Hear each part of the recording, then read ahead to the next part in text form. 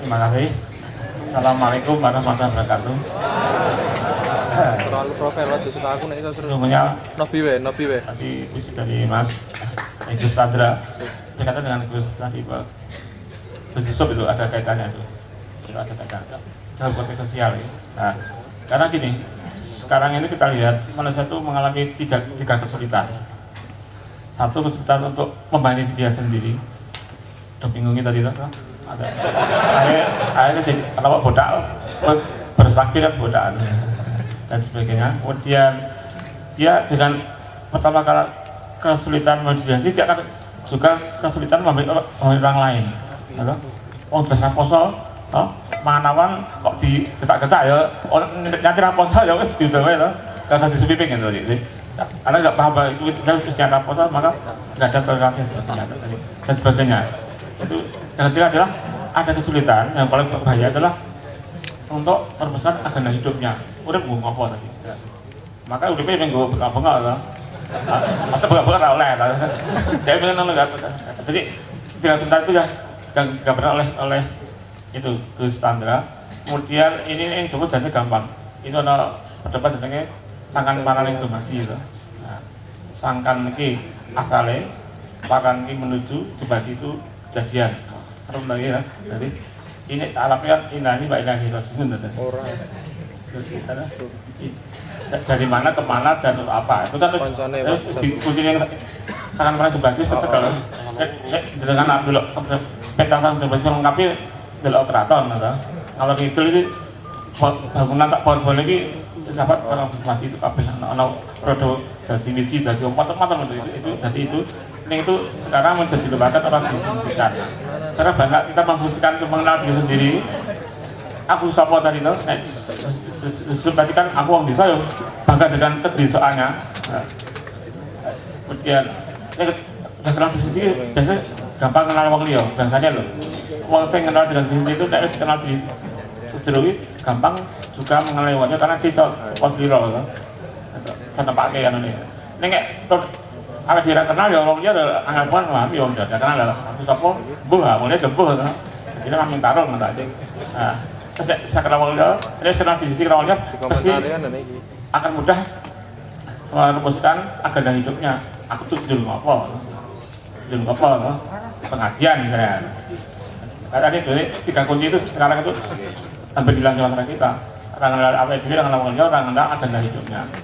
Itu sing hilang di negara kita. Dan tadi sudah dijelaskan dengan bagus oleh puisi tadi. Jadi puisi sangat bagus dan istilahnya bahasanya sangat kontekstual. Kontekstual. Teksnya itu sangat kontekstual. Jadi apa tenang kan? Di sini 0,8. Ada IP 4,2 lah. Makanya malah ada. Ini sing belum bisa apa ini? Apa isinya? Apa bentuknya? Tapi ya apa rasanya itu? Pada giro bagi rasanya bukan? Di sini kan apa? Bentuknya juga apa? Konstruksinya bagus tadi ya. Ada apa? Song 1, Song 2 dan nomor tadi. Songnya apa berarti? Itu kan kuat sekali. Kemudian jelas aja benar. Jadi tiga itu ciri khas yang atau lagu yang baik yang itu seperti itu. Jadi marilah kita nanti nyanyi bersama dan kita wis biasanya nek lagu atau musik baik ini rasa dibantah meneh. Nek dibantah iso ini kurang mah. Pengen mengurangi mutu sendiri mas, karena aku rem kesuwen mah ya mas, mengurangi mutu sendiri tuh. Jadi sampai apa ya wes gitu, dilakukan yang baik. Nanti kan udah cukup plus yang baik atau lebih baik itu udah dibantah lagi. Itu rumusnya. Kalau dibantah berarti saya belum pakai apa ya? Itu rumusnya. Sebelum Gus Chandra, Gus sampai bisa ngomong seperti dia. Bisa toh? Jadi jangan merasa lebih bisa bicara dibanding Pak Mustafa karena sudah terbukti tidak ada seorang pun di muka bumi yang bisa ngomong seperti beliau. Jadi lagi nek jare mahfudot zaman biyen, zaman sekolah pesantren kelas 1 kela tahtakir mandunaka falikuli syai'in maziyah, jangan merendahkan, jangan menghina siapa yang kau pikir lebih rendah dari kamu, karena setiap orang itu memiliki kelebihan, dan kelebihannya Pak Mustafa adalah raketol kuwi ya kan. Nah, itu kan siapa-apa kan Mbak SBY ora iso ngomong kaya ngono. Dan itu nggak bisa dibantah. Jadi itu maziyah. Justru karena itu sangat indah. Jadi keindahan Pak Mustafa ya begitu itu. Jadi Allah itu begitu kayanya, sampai orang teman-teman dari sedulur sikep dari Samin itu mengatakan, lu nek kang gini dulur sikep niku neraka mon endah napa mulih swarga. Loh, gitu sampai begitu ngomongnya. Artinya seandainya masuk neraka pun mereka akan mencari keindahannya gitu loh. Jadi dalam kehidupan ini untuk apa kita tidak menikmati keindahan Allah gitu ya. Sekarang Gus tadi kan beliau mengatakan mengenai apa jenis mengenali diri. Kalau dalam Islam kan sangat terkenal kalimat man arafa nafsahu faqad arafa rabbahu. Gus Andras kita mohon untuk mengurai juga. Sebab selama ini kan lucu pemahaman kebudayaan. Arafa nafsahu itu diterjemahkan ke identitas. Ya enggak? Aku sapa ki? Oh, aku muslim, aku Jawa, aku sarjana, aku kaji kan ngono. Padahal kalau yang disebut arafa nafsahu saya kira dia lebih bersifat kualitatif, bukan kuantitatif. Kalau identitas kan kuantitatif. Saya mahasiswa, saya pelajar, itu kan kuantitatif. Tapi yang dimaksud arafa nafsahu kayaknya kan kualitatif gitu. Maka kemarin di Bali itu saya ma'iyahan sama orang macam-macam, termasuk tidak hanya agamanya macam-macam, sukunya macam-macam, tapi juga jenis manusianya macam-macam. Jadi salah satu yang saya naikkan ke panggung itu ada seorang laki-laki umurnya sekitar 45, kuwi pakaiannya ki kaya Winnetou, kepala suku Apache lah. Jadi kene iki nganggo abuang, rambutnya di kaya Bob Marley kae. Njur ning nggon mripate kene iki ana ali-ali loro, kene ali-ali loro. Njur irunge iki di siapa ngono pokoknya cincin itu ditaruh di sini 3, terus ning lambene iki 6. Terus kene rentet kae.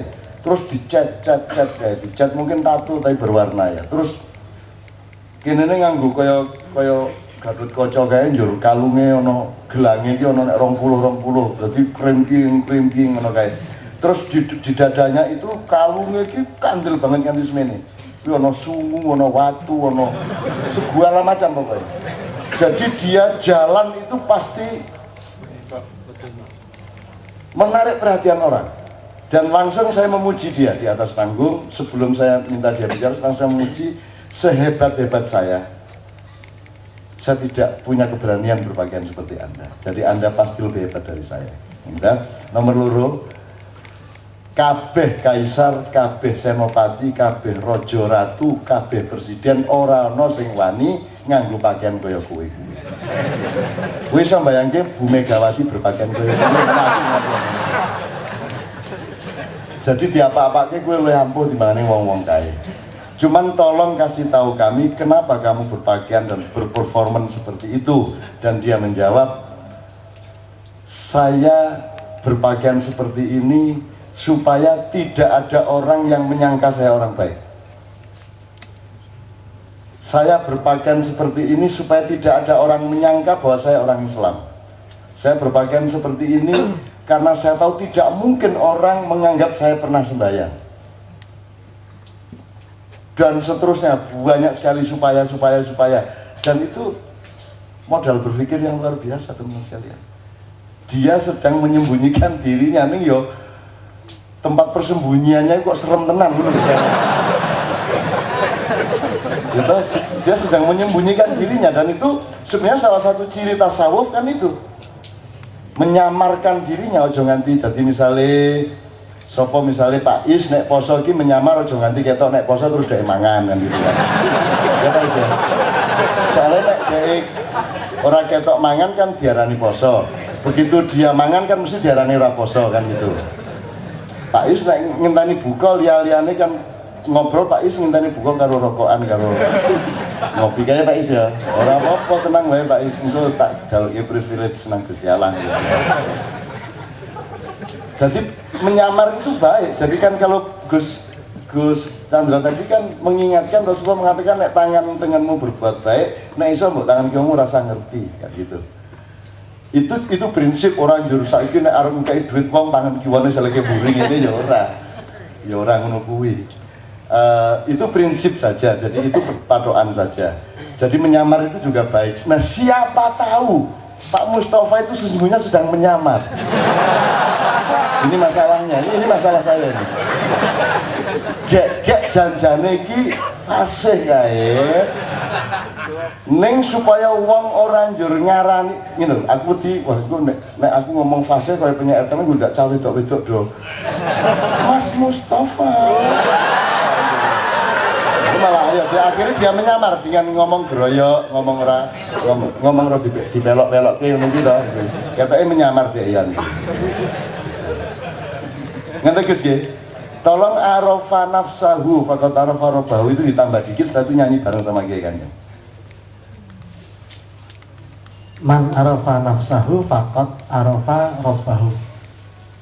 Kalau saya membuat istilah begini, mengenal Allah itu terlalu muluk, mengenal diri itulah suluk. Apa enggak? Jadi kita harus berangkat dari mengenal diri kita sendiri.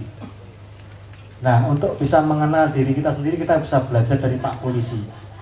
Pak Polisi itu untuk mengenali sebuah kasus, dia akan selalu mulai dari olah TKP. Ya, panjenengan bisa mulai olah TKP diri panjenengan sendiri. Olah TKP itu terdiri atas 3 hal. Yang pertama, tanggal lahir, kapan lahirnya, ya kapan kejadiannya. Itu pasti otentik, tidak bisa dipalsukan. Ya, mungkin secara administratif bisa dipalsukan, tapi secara kejadian tidak bisa dipalsukan. Dari situ orang Jawa bisa mempelajari tentang weton, ya, pasaran, atau mungkin ilmu Cina, ilmu apapun, ada ilmu tentang itu. Yang kedua, apa? Tempatnya di mana lahirnya. Kalau di Jawa seperti ngendikannya Gus Yusuf tadi, bagaimana caranya orang Jawa menjadi Islam tanpa kehilangan Jawanya? Kenapa? Karena Jawanya sampeyan ini, kalau sampeyan orang Jawa lebih dulu daripada Muslimnya sampeyan. Lahir ceprot, itu kan sebagai orang Jawa kan. Kemudian orang tuanya yang menjadikannya Muslim, Nasrani, Majusi, Yahudi atau apapun. Tapi ketika lahir ceprot, itu sebagai orang Jawa, ceprot sebagai orang Jombang, sebagai orang Magelang, iya kan? Itu tidak bisa direkayasa. Waktunya panjenengan pelajari, aku lahir di Noiki, tahun ini segala macam, mungkin orang Jawa seperti itu, orang Madura seperti apa, monggo segala macam. Jadi benar-benar kualitatif karena berdasarkan fakta, kasunyatan. Ya. Tanggal lahir, waktunya mungkin wayah manglong, wayah subuh, wayah fajar, segala macam, itu pasti ada siratan maksudnya di situ. Itu tanda-tanda dari Allah yang Allah bekalkan kepadamu. Kemudian tempatnya di mana. Ya. Ketiga, lewat ngendi ceprot ini. Ibumu sopo, ya, bapakmu sopo. Ya. Kita kan setiap Idul Fitri punya tradisi yang sangat bagus, yaitu sungkem kepada ibu kan. Ketika sungkem itu cak, nuwun sewu, bun-bunan ini kayak gini madep neng dalan lahir. Ya, kita sungkem kepada ibu ini kan ngadep ke bun-bunan ke dalan lahir. Seolah-olah kalau jabang bayi itu pengen masuk lagi ke perut ibunya. Atau mungkin kalau ibu marah tuh tak balik ke yang biru petang kan. Kalau sudah kemarahan seperti itu. Ya. Kenapa? Karena ini ada kerinduan bun-bunan ini dengan jalan lahir. Ya. Jalan lahir kita dulu. Saking orang iso balik, terus kemudian gawe liang sendiri ya, kuburan. Pengen balik meneh ke situ. Nah, mumpung masih ada ibu, kita bisa juga man arafa nafsahu faqad arafa rabbahunya melalui ibu.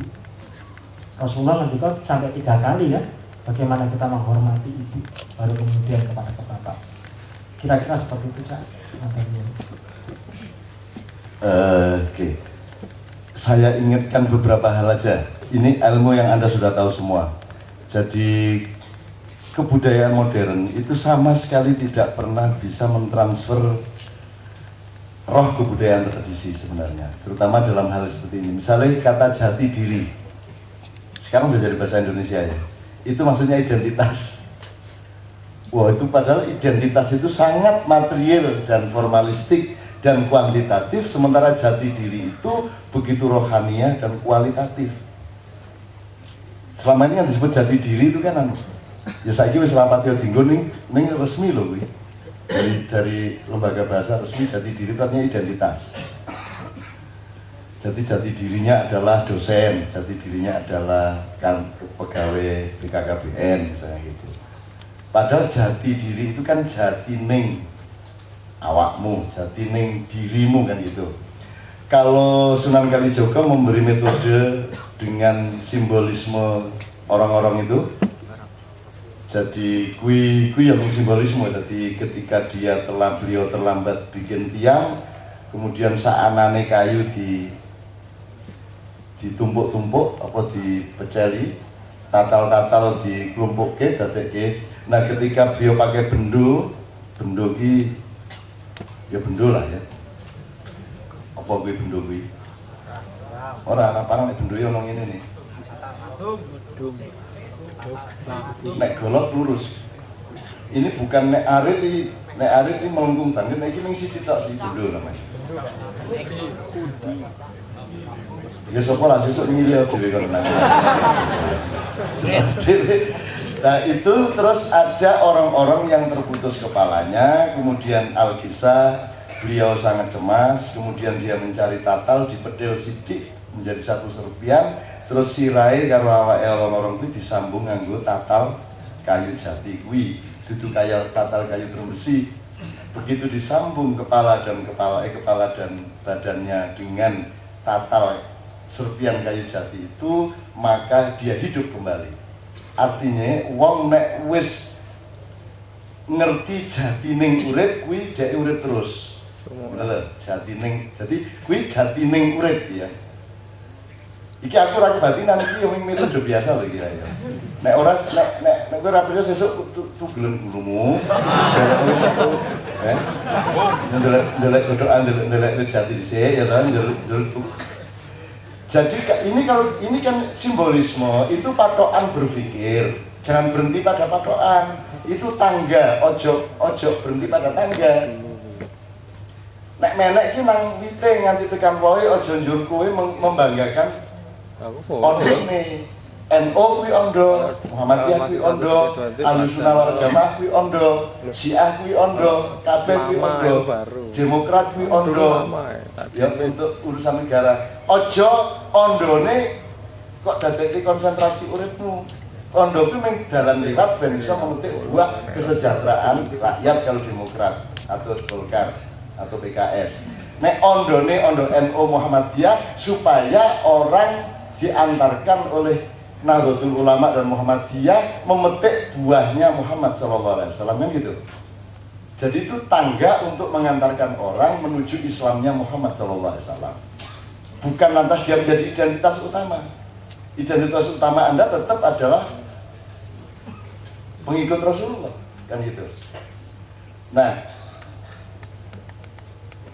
ini bisa kita teruskan tangga ini dengan menuju Al-Quran. Misalnya teori An-Nur 35 misalnya, ada miskah badan, terus ada misbah hati, kalbu, kemudian ada zujajah yaitu otak. Jadi Sunan Kalijaga menyambung misbah dengan zujajah. Ada peran kontrol dan ada peran dialektis antara akal manusia, otak manusia dengan hatinya manusia. Kalau hatinya jalan sendiri tanpa kontrol otak, maka dia akan terbakar bagaikan api. Ya, kalau otaknya berjalan sendiri maka dia hanya akan menjadi mayat hidup juga. Jadi kepala sama badan harus berdialektika, harus bekerja sama, harus bersaudara, harus saling membantu dengan fungsinya masing-masing kan gitu. Misalnya nek ati itu kan tidak ada batas keinginannya. Anda kan umpamanya di Gusti Allah ngekei kue umur 70 belum? Belum, 80, 90, 190, gelem terus. Itulah hatimu tidak ada batasnya. Dan itu jangan cemas, karena hatimu memang tersambung dengan Allah. Maka hati selalu menginginkan keabadian. Jadi kamu dikasih 1000 tahun ya gelem, 2000 ya gelem. Makanya puisinya Khairul Anwar kan, aku ingin hidup 1000 tahun lagi. Saya kira ketemu Khairul kondo nek kali 1000 pripun? Diburun, mesti mau juga. Karena apa? Karena manusia ilaihi rajiun. Manusia itu punya kecenderungan untuk hidup abadi. Bukan dia neraka, enggak, karena dia akan yuwahidu ilallah. Dia akan menyatu dengan Allah, dan salah satu sifat Allah adalah keabadian. Jadi apa-apa kue pengen ngelupi apa-apa, neng harus diregulasi oleh otak. Kan karepmu kan yo esok iya soto bucep, yo soto Pak Soleh, yo pecel Madiun, yo nek karepmu lah kok badok kabeh. Kan gitu, kok pangan sembuaran kok pangan. Janjane kue rabi karo cawe dok 10 belum? Asline jero atimu. Gelem banget kan banget. Tapi kan diregulasi, dibatasi, ditemukan ilmunya oleh Zujajah tadi, sehingga kita mengambil keputusan sijai, gitu kan? Nah, ini yang diajarkan oleh Sunan Kalijogo tentang tentang nyambung. Nah, atimu ora nyambung karo sirah, sirahmu ora nyambung karo ati, ya kowe ora temu jatine awakmu kan gitu kira-kira. Iki Pak Mustafa manduk-manduk karena di kota gede biasanya tidak begitu populer Sunan Kalijogo. Yang populer sebab ini kan Ki Haji Ahmad Dahlan. Gus Dur, saya masih ingat dikit tadi yang resolusi jihad itu bapaknya Gus Dur. Bukan bapaknya Gus Dur, bukan mbahnya. Fatwa dari mbahnya, tapi yang mencanangkan 10 November sehingga menjadi dasar spirit perjuangannya Sularso dan kawan-kawan, di mana Sutomo atau Bung Tomo adalah hanya salah satu anak buahnya. Itu adalah resolusi jihadnya Kiai Haji Wahid Hasyim, bapaknya Gus Dur. Sesungguhnya, ini sekedar informasi lanjutan, sesungguhnya yang disepakati untuk menjadi presiden pertama adalah Hadratus Syekh Hasyim Asy'ari. Sesungguhnya pada waktu itu artinya Londo gelem ngelepas Indonesia angger presidennya Hasyim Asy'ari. Semua juga begitu. Bung Karno semua juga sepakat Mbah Hasyim jadi presiden, ning Mbah Hasyime mboten kersa. Gitu loh. Ora kondo SBY piye? Kondo SBY mesti langsung dicukup. Oke. Mari kita sekarang Gus, nadanya disesuaikan dengan teman-teman. Saya kanca-kanca melu. Setelah ini kita nilai bersama. Setelah ini Anda jurinya, karena setelah lagu Shiratal Mustaqim kita akan mendengarkan lagunya Pak Mustafa Hasyim yang tidak kalah khasnya biasanya.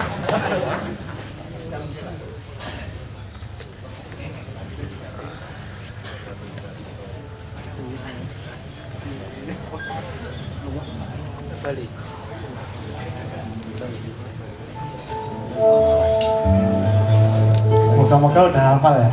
Siapakah aku sesungguhnya? Untuk apa aku di dunia? Bagaimana aku hidup tanpa tahu akan kemana? Dari mana aku sesungguhnya? Kemanakah aku selanjutnya? Sampai kapan aku hidup tanpa tahu siapa aku? Sampai kapankah aku pergi? Sampai kapankah aku kembali?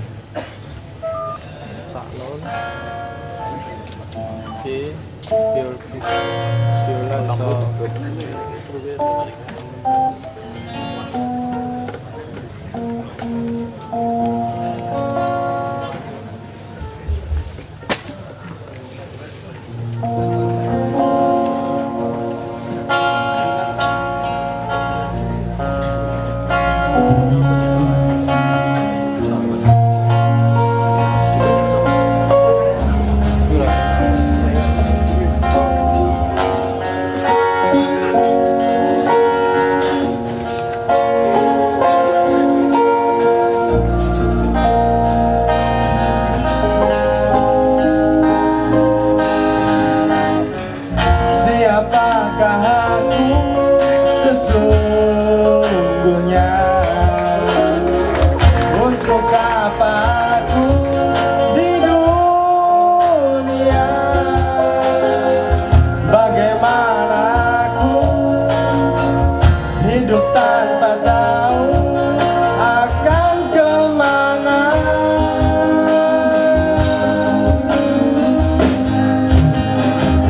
Dari mana aku sesungguhnya? Kemanakah aku selanjutnya? Sampai kapan aku hidup tanpa tahu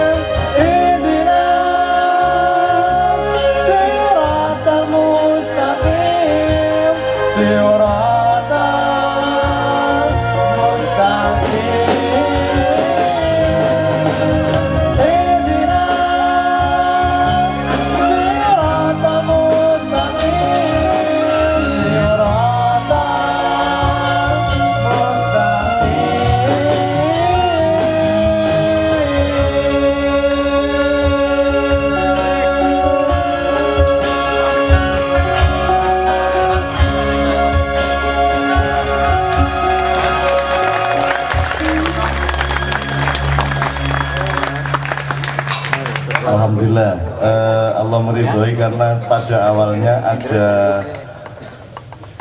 stem nada yang agak berbeda antara gitar beliau sama stemnya teman-teman, jadi harus ada penyesuaian sebentar tadi, tapi karena Allah meridhoi maka diberi kemudahan dan bisa menjadi satu orkestra. Bintang tamu dari Kiai Kanjeng pada malam hari ini adalah Chandra Malik As-Siratal Mustaqim ya.